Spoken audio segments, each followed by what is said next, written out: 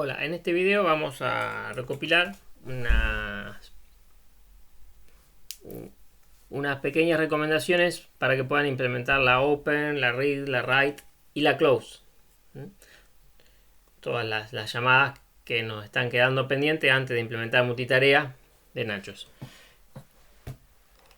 Primero, bueno, todas estas llamadas, Open, Read, Write y Close, si quieren, miramos un poquito de nuevo las syscalls.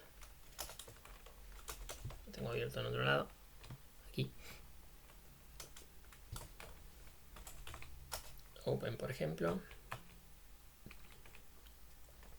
Trabajan sobre un Open File ID, un descriptor de archivos. Recuerden que para trabajar con Open Files, con archivos, ya existe la clase File System y la clase Open File. Eso, peguen una miradita a la parte de la implementación de File System. File System.hh declara un file system. Vamos a tener un solo file system por ahora, que es el único objeto que se llama file system, ya declarado en la initialize. Entonces pueden hacer file system create, file system open y así. La open da un archivo abierto, que es lo que aquí figura como open file. Vamos a pegar una miradita ya que estamos. Fíjense, tenemos una clase para open file. Entonces, ¿cómo podemos convertirlo en un entero? Bueno, una forma es sencillamente usar ese puntero y decir, bueno, esa dirección de ese objeto es el ID, el Open File ID que vamos a necesitar. Otra mejor es tener un índice en una tabla y guardar en la tabla, en el índice 0, el primer descriptor, en el índice 1, el segundo descriptor, en el índice 2, el tercer descriptor y así.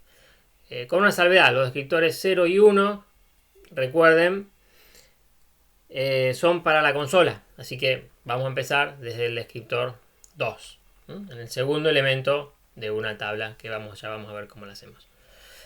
Y fíjense, aquí en OpenFile tengo las operaciones clásicas de archivos. Leer, escribir y trabajar. Seguramente está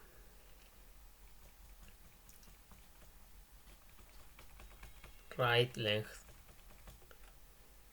No hay un close. Bueno, detalle, la close está aquí, ¿no? Cuando borran un open file, se cierra directamente.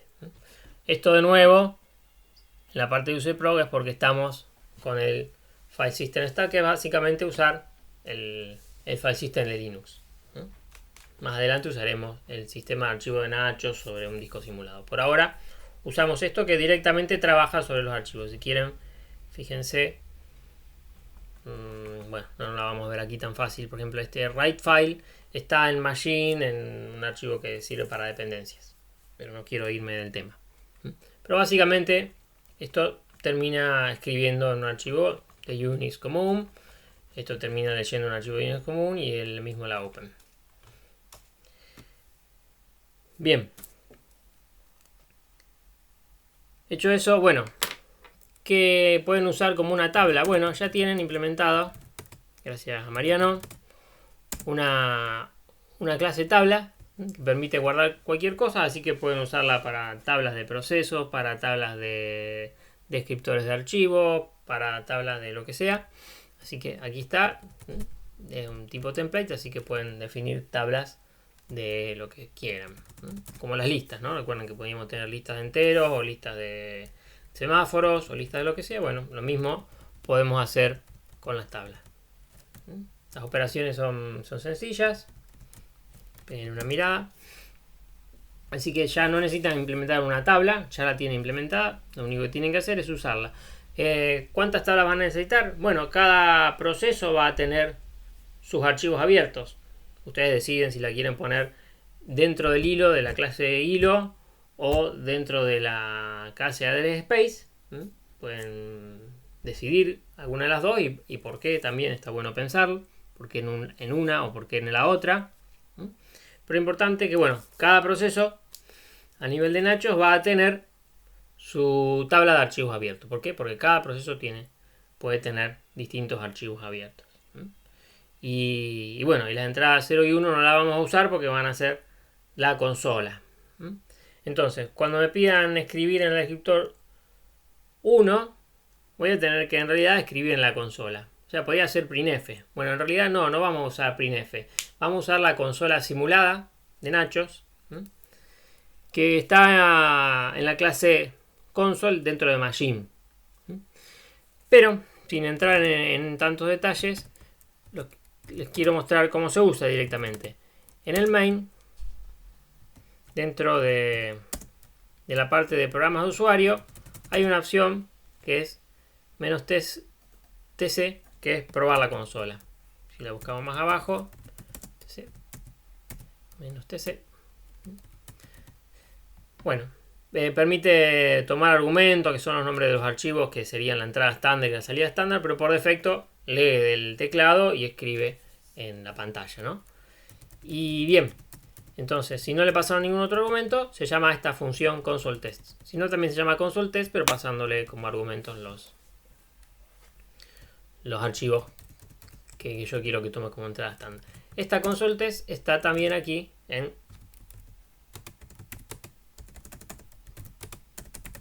proctest.cc. Console test está aquí. Básicamente esto va leyendo de la consola, fíjense, un loop infinito hasta que apretan la tecla Q. Si quieren lo probamos.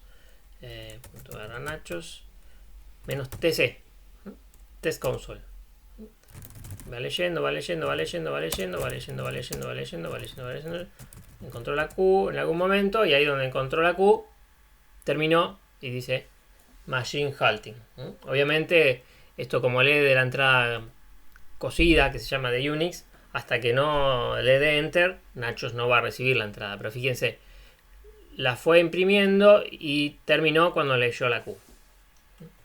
Bueno, pero ¿qué era todo ese código que vimos ahí? Bueno, resulta que la consola simulada de Nachos representa una vieja consola que podían transmitir datos que venían de un servidor principal hasta la consola, que era realmente únicamente el teclado y el monitor. Esa transmisión se hacía a través del puerto serie. Entonces, escribir algo en la consola llevaba tiempo. Y lo mismo leer. Uno podía querer leer algo de la consola, bueno, pero necesitamos una interrupción o algo que me indique, bueno, que llegó algo por la consola. Es decir, no es que yo voy a leer de la consola y hay algo. Si nadie escribió nada, no voy a tener nada en la consola. Y con la escritura es parecido, hay que sincronizar, pero es al revés. Yo voy a mandar algo a la consola, pero no puedo mandar otra cosa hasta que ese algo no se haya terminado de transmitir al otro lado. Eso se demora un tiempito. Entonces necesitan cosas para sincronizar eso. Así la consola, aparte de los dos archivos de entrada y salida, que en principio van a ser el teclado y la consola y la pantalla, si están vacíos, recibe en el constructor dos funciones que se van a llamar cuando. Bueno, cuando haya algo disponible en la consola, es decir, cuando alguien haya apretado una tecla. Y write down se va a llamar cuando lo que yo mandé a escribir realmente se haya terminado de escribir. Entonces, ¿qué hago? Bueno, necesito asegurarme de que si voy a imprimir caracteres, cuando imprimí un carácter se haya terminado de escribir antes de que yo comience a escribir el siguiente. Entonces necesito que escribir un carácter, esperar a que se llame esta función writeDown y recién ahí puedo mandar el siguiente. ¿Cómo me aseguro de eso? Bueno, pongo un semáforo. Esta función writeDown va a usar un semáforo que se llama justamente del mismo modo writeDown, pero fíjense que esta minúscula es un semáforo que está declarado aquí arriba nomás. Entonces cada vez que voy a poner algo en la consola con puchar, me quedo durmiendo en este semáforo porque yo sé que tenemos que esperar a que la consola termine de escribir. ¿Cómo voy a hacer que la consola termine de escribir? Cuando se suba este semáforo, y lo va a subir este semáforo write down, que se va a llamar automáticamente cuando haya terminado de escribirse. Esto se hace con las instrucciones simuladas, pero en principio, si ustedes mandan a imprimir algo en la consola, puede pasar un tiempito hasta que se haya terminado la escritura. En ese caso se llama a la función manejadora. Esto sería el equivalente o algo simulando un manejador de interrupciones. Y en el manejador de interrupciones yo ahí puedo despertar al proceso que estaba queriendo imprimir porque este carácter ya fue impreso. Con las lecturas tengo que hacer parecido. Tengo que leer si hay algo disponible. ¿Cómo sé si hay algo disponible? Bueno, también uso un semáforo. Readable y lo bajo antes de querer leer. ¿Quién va a levantar ese semáforo? Bueno, la función readable, que se llama cuando hay algo disponible. Si cuando alguien apriete una tecla, eventualmente se va a llamar a readable y va a levantar ese semáforo. Con lo cual este proceso que está esperando a que haya algo disponible va a poder seguir la ejecución y hacer el getChar, que efectivamente va a devolver el último carácter que se leyó. Así que esto sincroniza la consola para asegurarme dos cosas: de que no haga getChar cuando no hay nada disponible, porque puedo estar leyendo verdura, y que no haga puchar dos veces seguidas demasiado rápido. ¿Por qué? Porque puede ser que el primer carácter que yo mandé a transmitir no se haya terminado de transmitir y entonces se pisa con el segundo carácter. Bien. Bueno, ¿y a qué viene todo esto? Bueno, que cuando ustedes implementen la write para escribir en la consola, cuando le pidan escribir en el escritor 1, van a tener que usar esta consola, que fíjense, acá está declarada como dentro de esta de StarProc, de ProcTest. Ustedes van a tener que tener una sola consola para todos los procesos, así que esta consola que aquí está declarada como una única instancia va a tener que ser una instancia compartida con todos los procesos, como hacíamos con la clase Machine, con File System y todo eso. Así que esto lo van a tener que modificar un poquito, o por lo menos asegurarse de que haya una consola ya declarada para todos los procesos. Bueno, ¿a qué venía todo esto? Bien, entonces, cada vez que ustedes escriban en esta consola, que ahora sí va a ser compartida entre todos los procesos, tienen que asegurarse de no escribir si hay algún otro, si no finalizó alguna de las estructuras de las escrituras anteriores. Entonces, tenemos que sincronizar eso. Usando esto mismo, ¿no? El mecanismo este de sincronizaciones. Nacho les pide además que creen directamente, para hacer un poquito más abstracta la cosa, una consola sincronizada. Y pueden ver que en el disco, ahí también, con el disco pasa más o menos lo mismo, porque ustedes mandan a escribir algo en el disco y la escritura del disco tarda un ratito. Si ustedes mandan a escribir otra cosa mientras se está escribiendo algo, pueden tener problemas. Y lo mismo, las lecturas tardan un ratito. Entonces, si ustedes leen directamente, probablemente lean verdura o datos viejos. Entonces tienen que leer y esperar un ratito hasta que alguien me avise, normalmente una interrupción, que la lectura estuvo completa. Eso se puede hacer automáticamente, o se puede abstraer usando un disco simulado, que es lo que está implementado en la clase SyncDisk.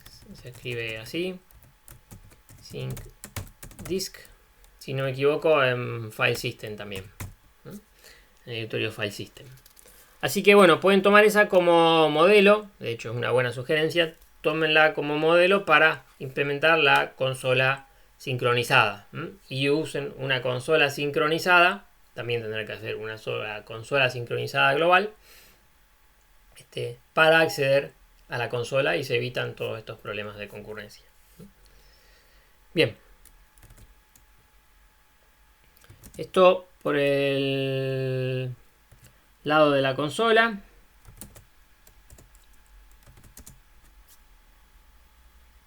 Bueno, y creo que es todo por ahora.